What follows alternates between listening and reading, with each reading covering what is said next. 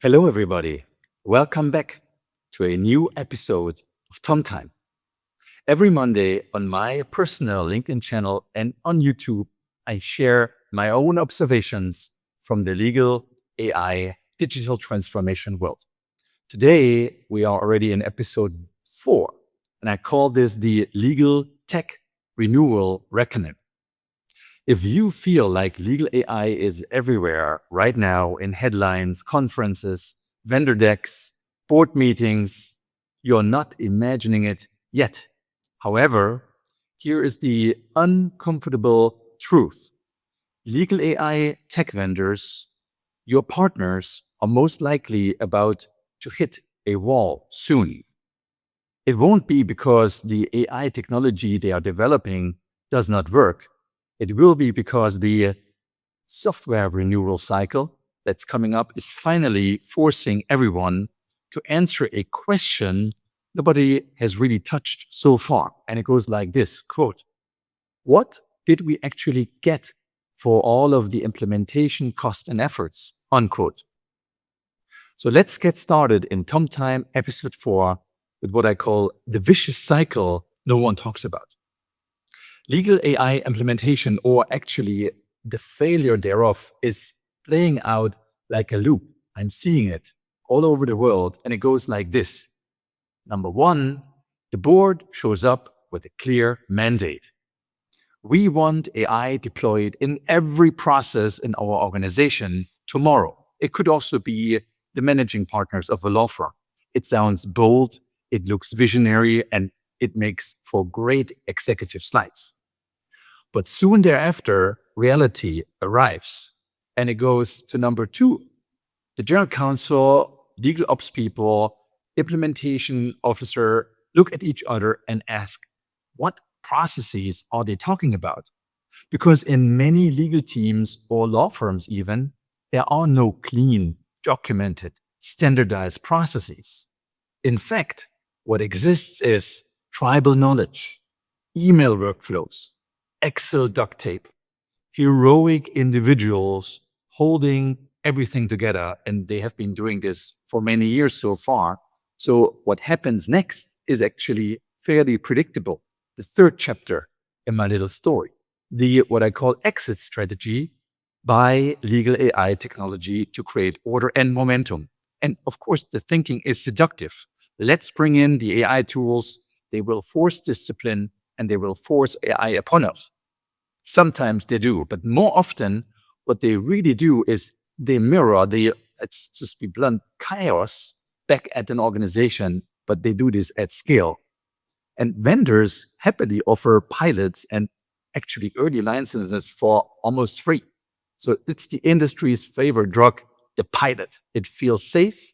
It is fairly low, small scale commitment, fast deployment, quick proof points, and ultimately minimal political fallout until, as I say, renewal session arrives or actual decisions have to be made when the ROI question lands like a brick. And suddenly the tone changes because the same organization that has celebrated the pilot is now asking what efficiency gains have regenerated? What is the return of investment? What did this pilot actually change? So at that point, the vendor that has been offering the pilot does what it does and must have to do. They deliver the spreadsheets, numbers. And if they are compelling, legal leadership realizes that this is actually radioactive. Because here is then the part nobody puts on stage at every conference. Even if the AI vendor ROI model looks great, the general counsel, legal ops people must ask the real question, how do we communicate this ROI, this efficiency gain internally without starting a war? Because this productivity increase in legal, both in-house and in law firms, don't live in a vacuum. It lives inside a political system where there is unions in the European Union, there is workers' council, there is internal teams worried about job cuts, there is stakeholders fearing about loss of control, and government bodies may be asking uncomfortable questions. So at that point, leadership is actually stuck. They cannot not show any impact from their clients or their pilots, but showing impact might detonate internal trust. So the mandate from the board or the managing partners becomes almost impossible.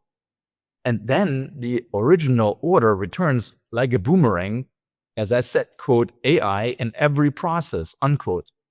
And the processes don't really exist, or if they exist, they do not exist in a way AI can automate without these consequences on people or stakeholders. So the department does what most departments do in the innovation space. They actually start to freeze. They start to delay. They start to go silent slowly. And that closes the vicious cycle.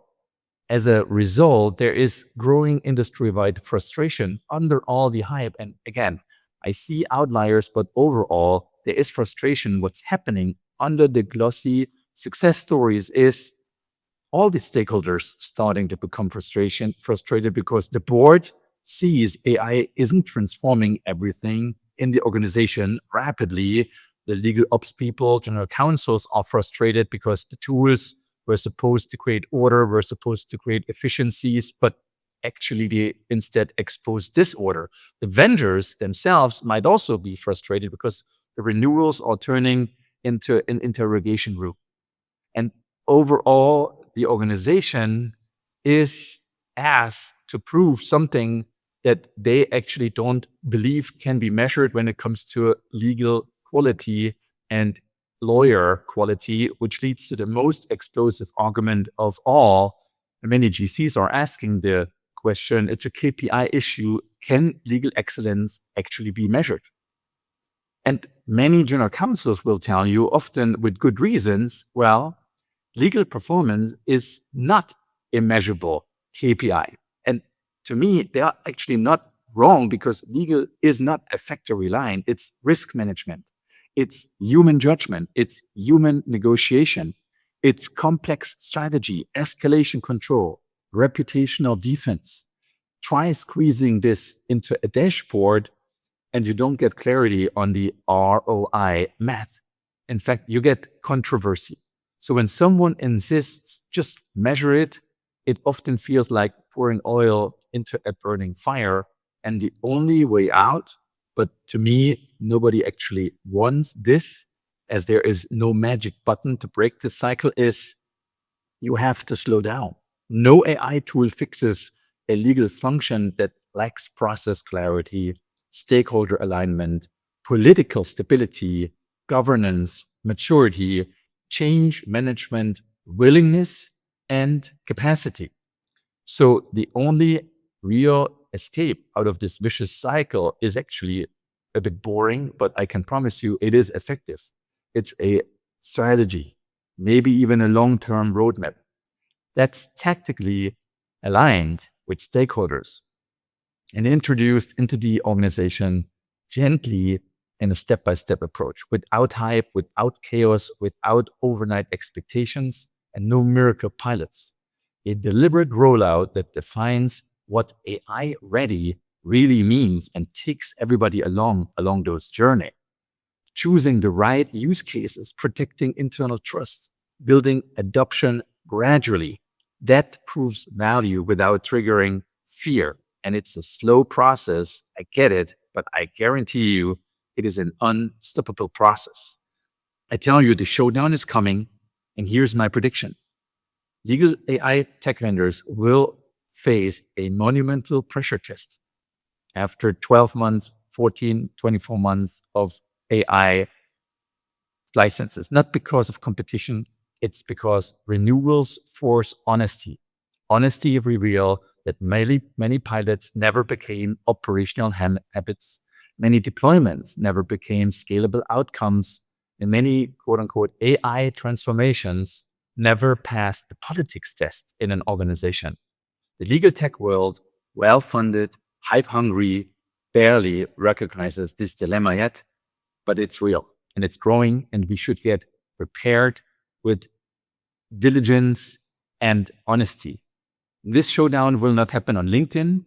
I tell you, it will happen in procurement costs. So let's just summarize it. The next winners won't be the loudest at this point. The next era of legal AI will not be won by the biggest brands, the most intense venture capital funding, flashy demos.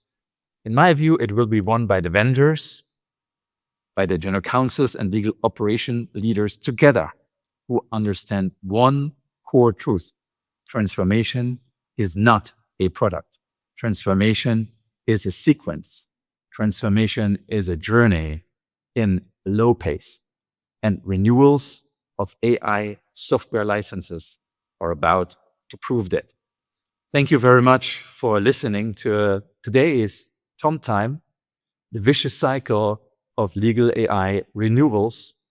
I am looking forward to hearing from you. As always, share your thoughts, share your disagreement. I'm all for it. I want this dialogue because I want one thing together with you: sustainable digital transformation in the legal and compliance space that has the human benefit in mind and is ultimately leading to more fulfillment, higher success satisfaction, and more happy clients. Take care until next time, Tom Time, every Monday on my LinkedIn channel and on YouTube. All the best. Bye.